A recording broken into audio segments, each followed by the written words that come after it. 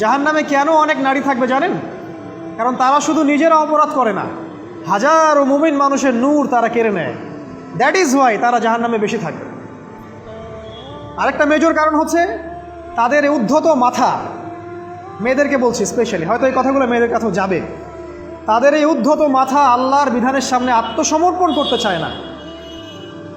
তাদের এই উদ্ধত মাথাটা আল্লাহর বিধানের সামনে আত্মসমর্পণ করতে চায় না, এ কারণে তারা জাহান্নামে বেশি থাকবে। যে কোনো বিধান আল্লাহ তাদের সামনে বলেন, সব মেয়ের কথা বলছি না, ম্যাক্সিমাম বিভিন্ন যুক্তি তারা দিবে। সামি'না ওয়া আতা'না এই পর্যায়ের না, যুক্তি দিবে। পর্দা করলে কি এখন কেমন করে চাকরি করব, পর্দা করলে কেমন করে পড়াশোনা করা যায়, এখন তো যাইতেই হচ্ছে, কিছু তো করার নাই, বিভিন্ন যুক্তি, হাজারটা যুক্তি তারা দিবে। কে জানি তাদের ব্রেইনটাকে পুরো ওয়াশ করে ফেলছে। রাসূল সাল্লাল্লাহু আলাইহি ওয়াসাল্লাম বলেছেন, দজ্জালের শেষ অনুসারী হবে এক শ্রেণীর নারী। মাশাআল্লাহ, দজ্জালের শেষ অনুসারী হবে এক শ্রেণীর নারী। তাদেরকে ঘরে ইসলামিক অনুশাসনে রাখার জন্যে বাবা, ভাই, স্বামী শিকল দিয়ে বেঁধে রাখবে, তারপরেও তারা শিকল ছেড়ে বের হয়ে যাবে, আটকাতে পারবেন না, because of their mind is brainwashed. এ কারণে দেখা যায় তাদেরকে যখন কোনো বিধানের কথা আপনি বলবেন, তাদের এই উদ্ধত মাথাটা আল্লাহর বিধানের সামনে অবনত হতে চায় না, বিভিন্ন যুক্তিতর্ক তারা দেয়। এই কারণেই তাদের সংখ্যাটা জাহান্নামে বেশি হবে। আরও কারণ আছে, রাসূল বলেছেন সারা জীবন তাদের জন্য করবেন। স্পেশালি তাদের উদ্দেশ্য করে বলছি, যাদের অ্যাফেয়ার আছে, যতই করেন, যত কিছুই করেন না কেন, আপনি যদি তাকে ভোগবিলাস এবং পার্থিব সুখ শান্তি দিতে না পারেন, সে আপনাকে চিনবে না এক সময়। আপনি যদি আমাদের কথা বিশ্বাস না করেন, লিখে রাখতে পারেন। আর এমনিতে লিগ্যাল বৈবাহিক সম্পর্কেও সারা জীবন অনেক কিছু করবেন, হঠাৎ একদিন কোনো একটা কারণে ঝগড়া লেগে গেছে, তখন দেখবেন সে বলে বসবে, সারা জীবন তোমার কাছে কিছুই পেলাম। আমি নারীদেরকে ছোট করছি না, তাদের কিছু কিছু পয়েন্ট বলছি, এইসব কারণে তারা জাহান্নামে থাকবে। আমি একটু এই কথাটা না বললে জাস্টিস হবে না। রাসূল সাল্লাল্লাহু আলাইহি ওয়াসাল্লাম মেরাজে গিয়েছিলেন, আপনারা জানেন। তিনি মেরাজের রাতে অনেক অলৌকিক জিনিস দেখেছেন, নবীদের সাথে সাক্ষাৎ করেছেন, ইভেন আল্লাহর সাথে কথা বলেছেন, আল্লাহর নূর দেখেছেন। এই সময় সবাই তাকে হাসি মুখে সম্বর্ধনা জানিয়েছিল। যার সাথেই দেখা হয়েছে তার সাথেই তিনি হাসি মুখে অভ্যর্থনা তাকে জানিয়েছে, আসসালামু আলাইকা আইয়ুহান নবী, সবাই বলেছে হাসি মুখে।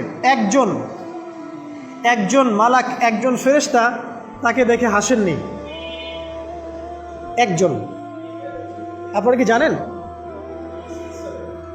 রাসূল সাল্লাল্লাহু আলাইহি ওয়াসাল্লাম অবাক হয়েছিলেন। তিনি বলেছিলেন যে, ইয়া জিবরিল, ওর চেহারাটা এত গম্ভীর কেন, সে আমাকে দেখে হাসছে না কেন, তার মুখে হাসি নাই কেন?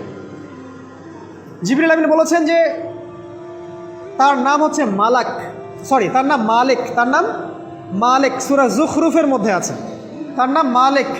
যেদিন থেকে আল্লাহ জাহান্নাম সৃষ্টি করেছেন, সেদিন থেকে তাকে জাহান্নামের দায়িত্ব দিয়েছেন, অর্থাৎ জাহান্নামের হেড অফ ডিপার্টমেন্ট, ইনচার্জ। সেদিন থেকে তার মুখের হাসি উঠে গেছে। আমরা দোয়া করি আমরা যেন তার সাক্ষাৎ না পাই।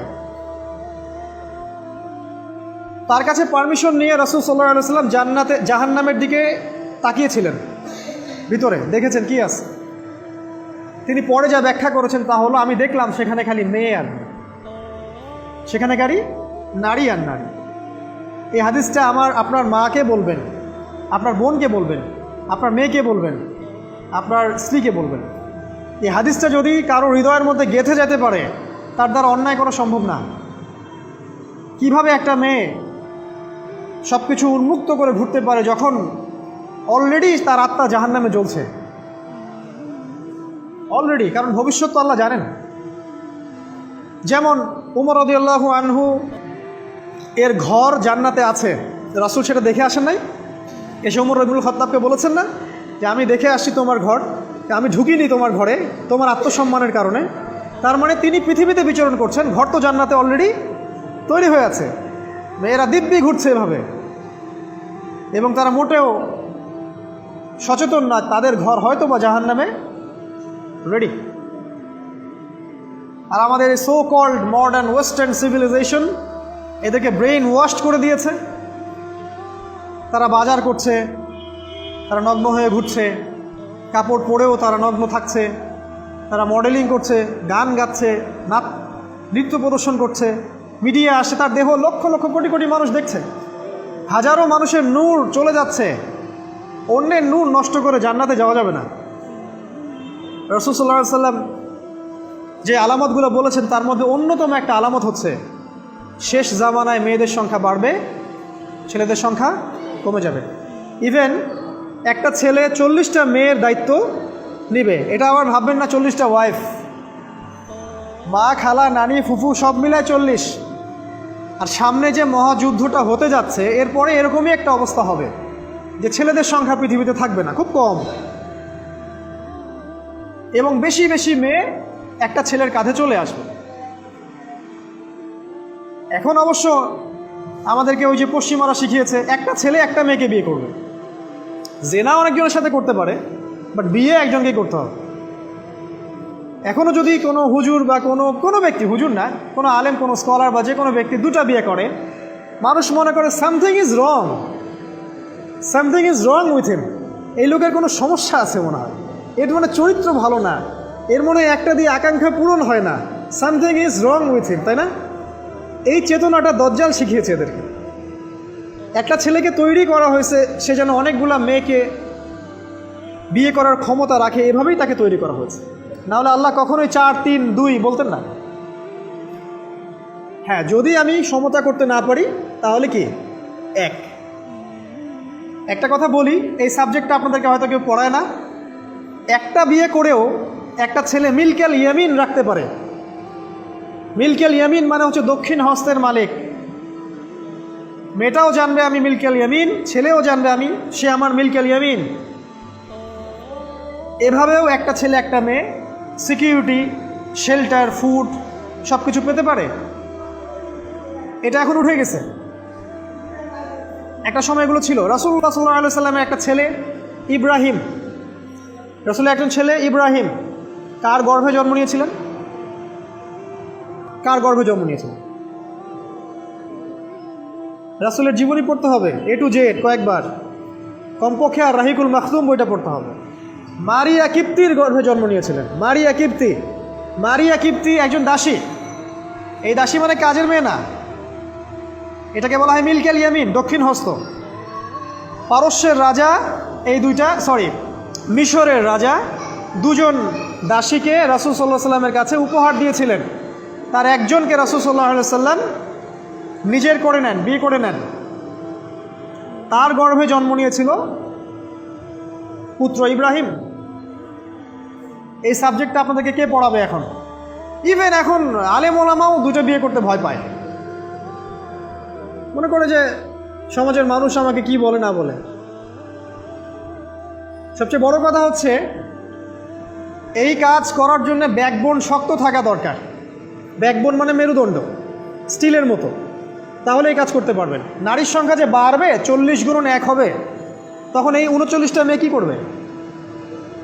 এখনও সমাজের মধ্যে নারী পুরুষের অনুপাত 1:4, মানে প্রতি একজন ছেলের জন্য 4টা করে নারী ঘুরছে সমাজে।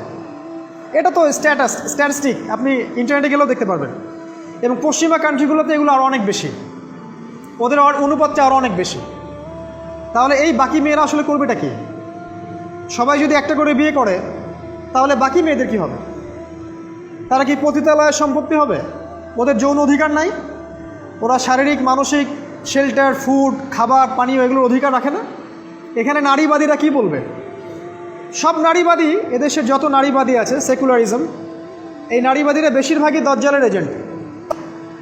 কিয়ামতের এভিডেন্স হচ্ছে নারীর সংখ্যা বাড়বে, পুরুষের সংখ্যা কমে যাবে। আরেকটা এভিডেন্স হচ্ছে নারী পুরুষের পোশাক পরবে, পুরুষ নারীর পোশাক পরবে। পোশাক মানে কি? জিন্স আর গেঞ্জি? হ্যাঁ, এটাও একটা ব্যাখ্যা। ঢাকায় তো জিন্স আর গেঞ্জি চলছে, টি শার্ট। এখানে অন্য একটা ব্যাপার আছে, আমি সেটা আপনাদেরকে আজকে বলছি। সেটা হলো, এটা শুধু এই পোশাক বলতে শুধু গায়ের পোশাক বোঝানো হয়নি। আল্লাহ বলেনি নারীরা তোমাদের পোশাক, তোমরা নারীদের পোশাক। তার মানে কি? না, এটা নারী, এটা আমার ওয়াইফ। নো, কোরআনের আয়াত এবং হাদিসের আয়াতগুলো দুই রকম। মুহকামাত যেগুলো স্পষ্ট, মুতাশাবিহাত যেগুলো অস্পষ্ট। যেগুলোকে তাউইল ব্যাখ্যা করতে হয়। আর তাউইল কারা করবে? যাদেরকে আল্লাহ জ্ঞান দিয়েছেন তারা করবে, সবাই করবে না। তাউইল করার পরেও তারা বলবে আল্লাহই ভালো জানেন। এই জন্য আমি বলছি আল্লাহই ভালো জানেন, কিন্তু আমার ব্যাখ্যা হচ্ছে যে এখানে পোশাক বলতে বোঝানো হয়েছে যে মেয়েরা সামাজিক, অর্থনৈতিক, রাজনৈতিক সমস্ত ক্ষেত্রে ছেলেদের নেতৃত্বের আসন নিয়ে নিবে। You are agree with me? আমার সাথে এগ্রি করেন? পরিবার, সমাজ, রাষ্ট্র সব জায়গায় they will play the functional role of male in society.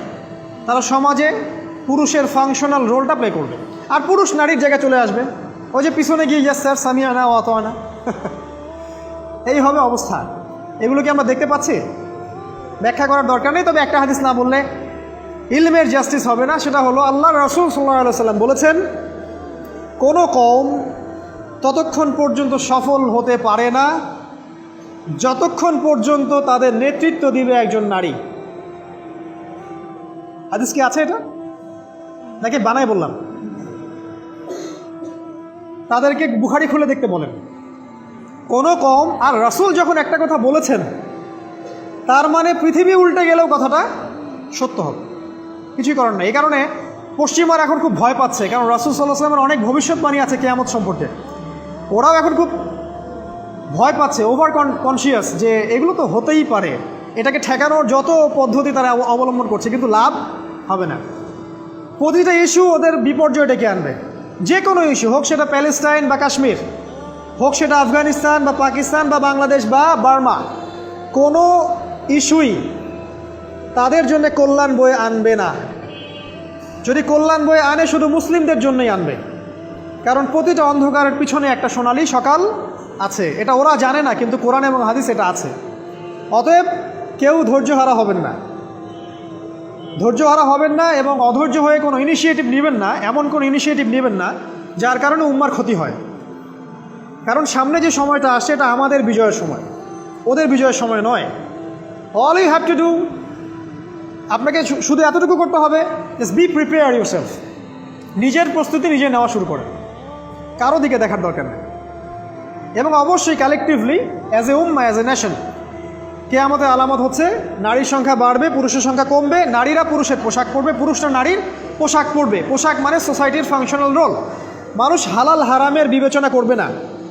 মানুষ জেনা করবে, জেনাকে জেনা মনে করবে না। মানুষ মদ খাবে, মানুষ মদকে মদ মনে করবে না।